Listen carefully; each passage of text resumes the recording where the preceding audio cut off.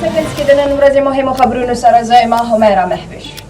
د خیبر پختونخوا اعلی تعلیمي محکمې نگران دور کې شوي تقرریانو جایزه اخیستو دپاره انټرنل ډپارټمنټل کمیټۍ جوړه کړې او ټول پبلک سیکټر یونیورسټیانو نه د نگران دور کې شوي بهرتیانو ریکارډ طلب کړی. د باړه سیاسي احتجاج او د خیبر متاثرینو په پرامن احتجاجي مظاهرې پولیس ډزې او شیلینګ کړی چې پکې ګڼ شمېر مظاهرچیان ژوبل شوي دي. نوښار کې د ونو کټایي په تنازع کې 4 رونو په شمول 2 کسان په ځای حق رسیدلی او ګڼ شمېر ژوبل شوي دي. د لکي مروت سرای نورنګ بازار ته نږدې بمي چاودنې په نتیجه کې 2 ټرافیک پولیس په شمول 9 کسان شهیدان شوي او 22 نه زیات ژوبل شوي دي. د سوات سیلاب متاثرینو د حکومت د طرفه امداد رقم نه میلاوېدو خلاف احتجاجي مظاهره کړې.